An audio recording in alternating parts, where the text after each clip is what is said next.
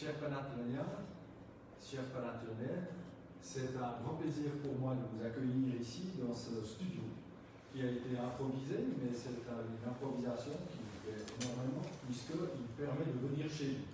Je me permets aussi de saluer toutes les personnes qui vont nous regarder en direct ou peut-être en différé sur notre page Facebook, Panathlon Lausanne, et on va faire cette conférence ce soir avec Mattia Pifaretti, qui est ici à côté de moi, et Madame Formuli, qui est l'athlète, qui va aussi pouvoir s'exprimer sur cette République des sports. Il faut savoir quand même que le Panathlon Club de Lausanne soutient cette action qui a été présentée au comité il y a quelques temps déjà, parce que nous pensons que c'est très significatif d'avoir une aide pour les migrants et les migrants intégrés par le sport. Voilà, je te laisse la parole, cher Mathieu. Merci à toi. Merci beaucoup Philippe, merci beaucoup à tout le comité du Panathlon pour cette invitation et salutations à tout le monde qui nous suit sur Facebook. C'est vrai que ce projet qui a été présenté au comité il y a 2 ans, quand je l'ai présenté, il s'agissait avant tout d'un grand idéal, d'une chimère un peu abstraite. Et puis je suis particulièrement heureux et fier de venir après 2 ans ici, vous en parler. C'est grâce à votre soutien, c'est grâce à votre sens, à votre expérience que ce projet a pu se concrétiser, se solidifier.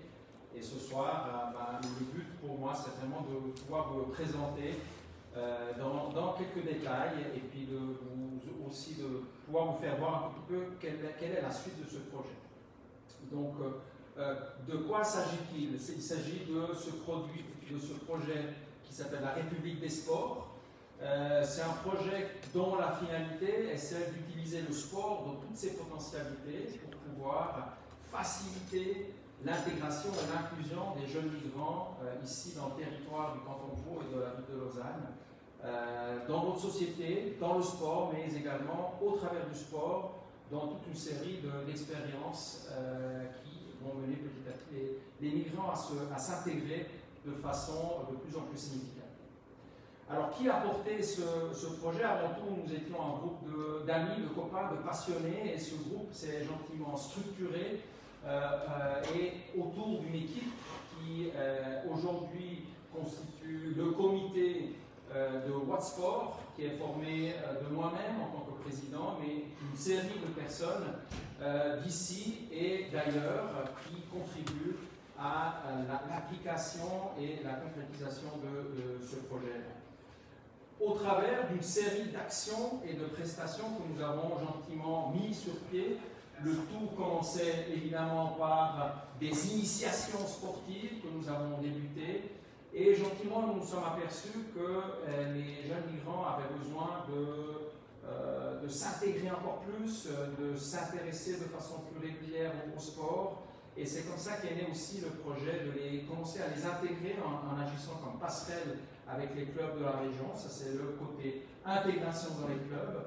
Nous avons aussi eu la chance de pouvoir travailler avec les jeunes migrants au travers du bénévolat dans le cadre de certaines manifestations, et tout particulièrement des Jeux Olympiques de la Jeunesse 2020, dont nous allons vous parler un petit peu aujourd'hui. Et enfin, une grande nouveauté pour 2020, c'est la mise sur place d'un camp multisport que nous avons eu la chance de faire juste après la première vague du Covid en août 2020 à la Vallée de Joux et dont nous allons vous parler tout à l'heure.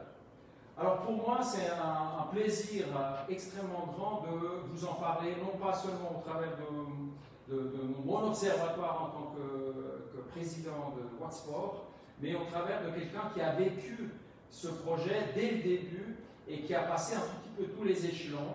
Et c'est avec grand plaisir et avec reconnaissance que je veux saluer et vous présenter Nabila Formuli. Nabila qui a 22 ans, qui est ressortissante de l'Afghanistan. Et je voulais déjà peut-être lui passer la parole pour nous dire quel est le parcours. Nabila, quel a été ton parcours de l'Afghanistan à la Suisse qui t'a mené ici aujourd'hui à Lausanne? D'abord, je voulais dire bonsoir à tous et tous. Je m'appelle Nabila, je viens d'Afghanistan et ça fait 2 ans que je suis en Suisse.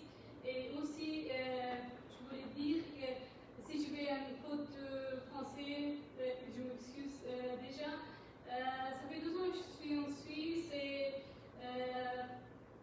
les raisons que j'avais quitté mon pays, c'était les raisons de sécurité. On était dans différents pays. Après quitter mon pays, le parcours était long.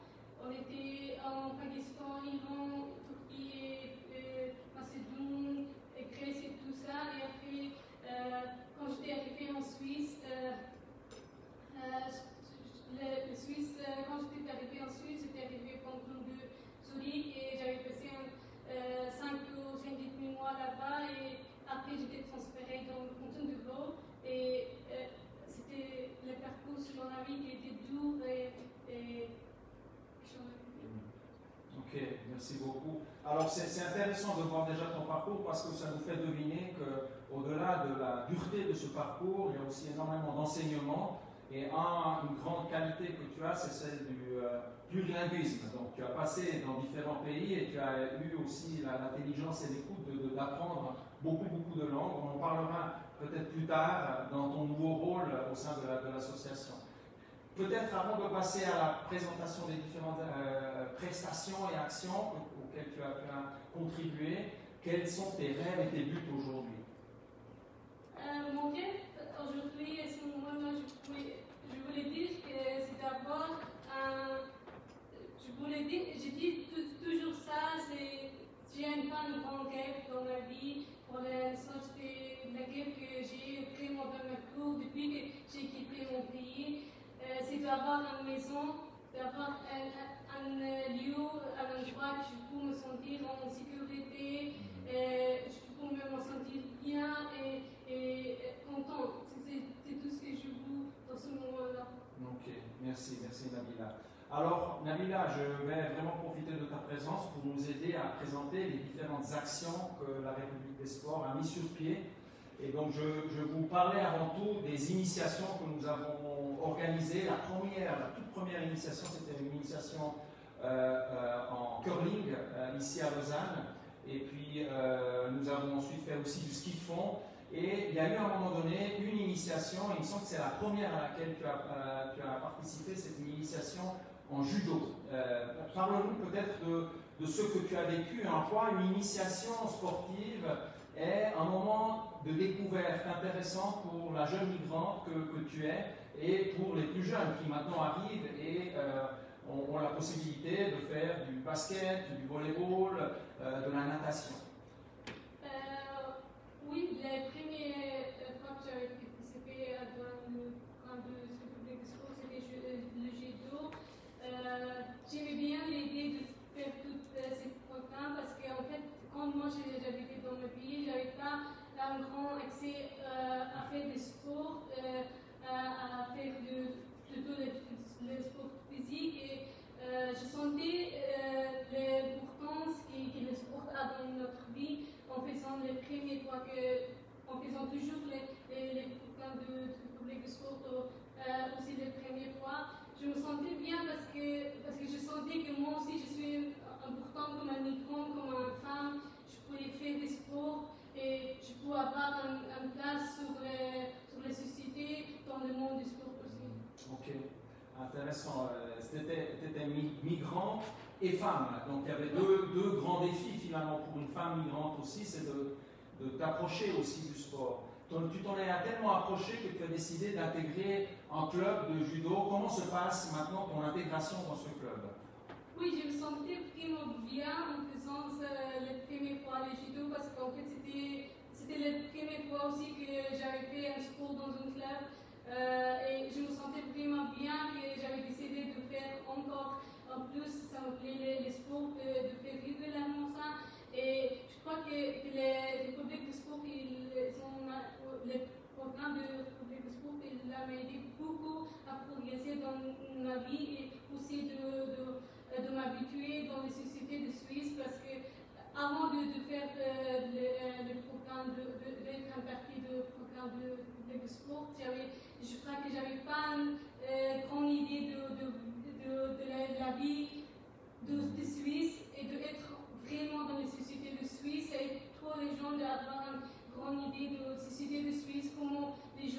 en Suisse, parce qu'on ne peut pas faire cette expérience, avoir cette expérience,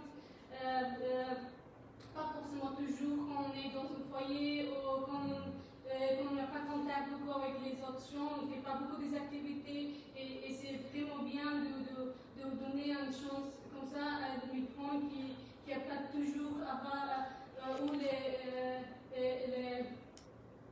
choix ou l'accès à faire des sports, à découvrir différents sports. Moi, personnellement, j'ai découvert beaucoup avec le Republic Sport parce que j'avais pas aucune idée que ça existe le crawling avant. Du coup, j'ai découvert une nouvelle chose et appris des choses en faisant ça. Et je crois que c'est un bon et un grand travail que vous avez fait.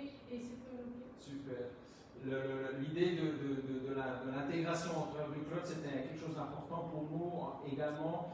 L'idée, c'est de passer vraiment dans une sorte de protocole où on prend la demande du jeune migrant, on le prépare, parce qu'effectivement, s'intégrer dans un club implique de la ponctualité, de la régularité, et c'est toute une série de choses que la migrante ou le migrant reconstruisent à ce moment-là. Et puis c'est aussi tout le travail du club, avec le club, de pouvoir s'apercevoir si la structure est adéquate aussi pour accueillir ces nouvelles vies. Donc là, nous voyons par exemple une autre jeune migrante qui s'est intégrée maintenant au Stade Lausanne Athlétisme, accompagnée de notre responsable de la communication Elisabeth Ali. Nous avons 4 jeunes là qui s'approchent maintenant du cricket à Cossonay. Donc vraiment, pour nous, extrêmement précieux de pouvoir tisser ces liens avec les clubs d'une façon vraiment à pouvoir les préparer aussi à cet accueil.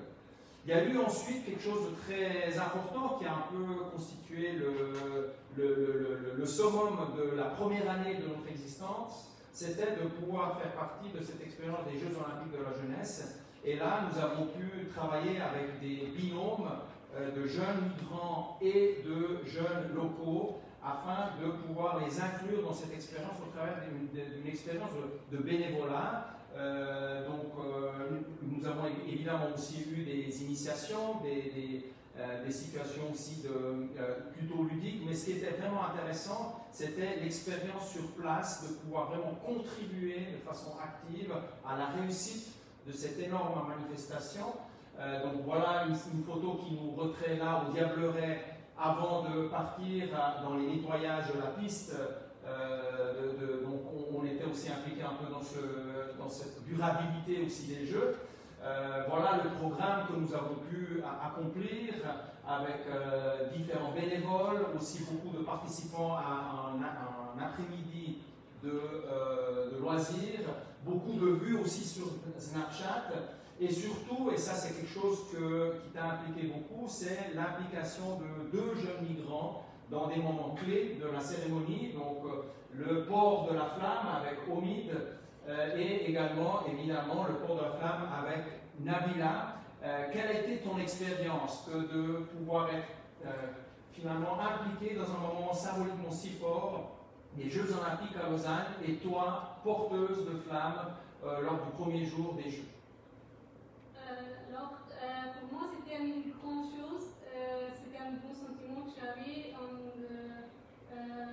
faisant ça, parce que j'avais jamais pensé, jamais imaginé qu'un jour je pourrais avoir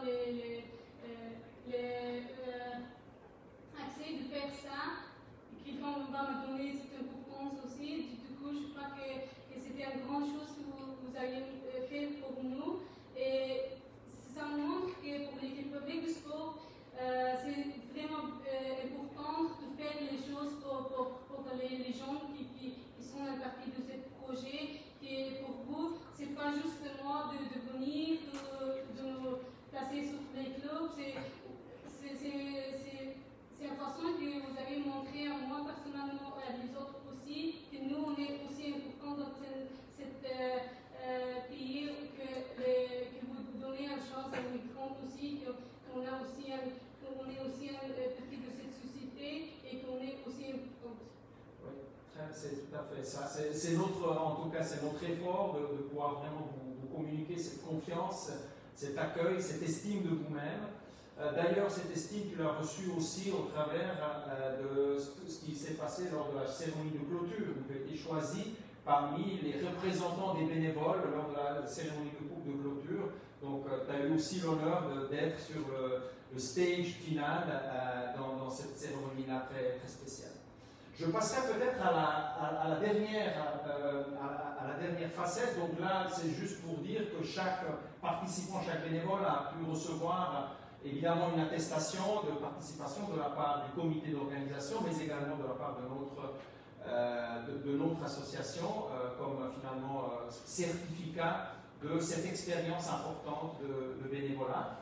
La dernière expérience en date que nous avons mis sur pied, c'était la mise sur pied d'un camp multisport. Pour nous, c'était très important de créer un moment, une semaine entière, où nous allions regrouper plus que 25 jeunes et les faire vivre de façon intensive différentes expériences, non seulement de pratique du sport, mais également des ateliers de réflexion sur toute une série d'aspects en lien avec le sport, que ce soit l'alimentation, que ce soit le mental, que ce soit la communication, que ce soit le yoga, toute une série de choses. Et la semaine était évidemment très bien remplie. On était à la Vallée de Joux et comme vous pouvez vous en apercevoir, le programme était vraiment bien rempli avec toute une série d'horaires. Et ça aussi, c'était quelque chose d'intéressant et d'important à introduire, c'est cette notion de la régularité. En plein été, ce n'était pas toujours simple aussi pour ces jeunes de se réveiller à 7h du matin, à 7h30 du matin, en plein été, et de suivre un programme. Pour nous, c'était une immense joie. Ce qui était aussi important pour nous, c'était d'impliquer toute une série de personnes qui allaient encadrer ces jeunes. Et c'est là où Nabila et Ovid, mais Nabila en particulier, a pu vraiment donner une contribution très importante, notamment en participant aux ateliers en tant que traductrice, parce que la grande partie des participants étaient d'origine afghane, parlaient le dari ou le farsi, ou le pashtoun peut-être aussi. Donc parle-nous de cette expérience professionnelle-là, de devoir non seulement animer les groupes, mais d'assurer la traduction pour tout ce camp. Pour moi, c'était une bonne expérience d'être la traductrice dans un camp. Et aussi, c'était bien parce que mentalement et socialement, c'est bien d'être avec les gens, d'être en contact avec les gens de temps en temps. Parce qu'on n'a pas forcément toujours envie de parler avec tout le monde, de faire des amis. Je crois que c'était bien pour moi de connaître plusieurs gens, d'avoir des nouvelles expériences, de voir les goûts de tout le monde et aussi de découvrir plusieurs types de sport qu'on avait fait. Et je crois que c'était un bon camp, qu'on avait fait des choses magnifiques et on avait découvert des gens qui avaient des bons talents dans des sports. Et je crois que c'était un de plus bien efficace expérience que j'en avais depuis quand je suis en Suisse. Ok, merci. Donc ce qui était aussi très intéressant pour nous, c'était vraiment de connaître ces jeunes et on a trouvé effectivement des personnes qui avaient une vocation pour les sports et donc la voie à l'intégration des clubs était aussi particulièrement facilitée grâce à cette vision d'ensemble pendant une petite semaine de tous ces jeunes qui étaient bien motivés. Peut-être encore quelques mots sur les aspects de communication. Donc, nous sommes une association très jeune et à un moment donné, évidemment, nous sommes à la recherche d'un logo, de quelque chose, d'une identité visuelle qui puisse nous représenter. Mais nous avons vraiment voulu, pour trouver cette identité visuelle, là aussi, impliquer les jeunes dans un concours de dessin. Donc ça, c'est un des dessins qui a été proposé dans les différentes propositions. Je vais vous montrer peut-être aussi le processus tel qu'il s'est développé avec avant tout la recherche des dessins de la part de différents jeunes qui ont proposé cela au travers de notre canal Instagram. Et ceci a été ensuite donné en réflexion à une agence de communication autour des thèmes de sport, olympisme, jeunesse, inspiration, intégration, et nous avons pu avoir quelques premières propositions de logos qui ont déjà fait l'objet d'une certaine sélection interne, et aujourd'hui le projet retenu pour ce logo, et vous êtes parmi les premiers privilégiés à pouvoir le découvrir, c'est ce logo-là qui pour nous représente des couleurs, représente la diversité, l'aspect sportif ensemble, et que nous allons ensuite pouvoir décliner en différents types de supports, hein, que ce soit pour les lettres, pour des t-shirts ou des drapeaux aussi. Donc ceci pour dire que pendant la période Covid en particulier, nous avons essayé de maintenir ce contact avec les jeunes. Nous avons vraiment trouvé une très belle écoute, et c'était intéressant d'avoir vraiment la contribution aussi des jeunes. Nous avons également, puisque notre rêve est de nous présenter dans un prochain jeu des Jeux Olympiques de la Jeunesse avec une équipe de migrants, c'est de créer un hymne avec lequel on aimerait se présenter. Et là aussi, nous avons procédé à la même aventure en ouvrant un concours de musique. Et là, nous avons pu trouver quelques propositions, et c'est avec grand plaisir que je vais vous faire passer l'hymne définitif en première mondiale, de façon à ce qu'on puisse, que vous puissiez finalement l'écouter. Cet hymne a été composé par cette jeune femme, Emma, qui est suissesse, mais avec aussi des origines nigérianes. Elle a été arrangée par Daniel Velasco, qui est un arrangeur d'origine espagnole de Pamplona. Et dans le groupe qui a joué cet hymne, nous avons un bassiste, Théo Tsiga, qui est lui aussi suisse, mais avec des origines congolaises, et une violiniste d'origine thaïlandaise. Donc, vous voyez comme finalement ce produit, ce fruit de cet effort est un fruit d'un produit multiculturel, comme seulement la Suisse s'est inventé. Et donc, c'est avec grand plaisir que je vais vous demander de vous lever, et on va faire passer cet hymne en première mondiale.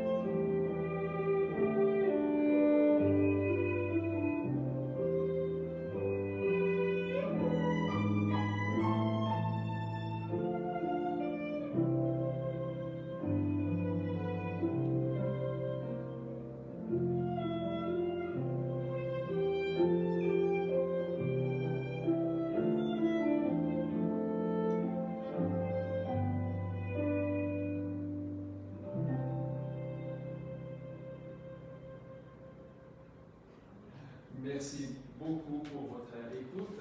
C'est vraiment un moment très émotionnel pour moi, parce que c'était vraiment le fruit là aussi de tout un travail, et je suis très heureux d'avoir pu partager ce premier moment avec vous.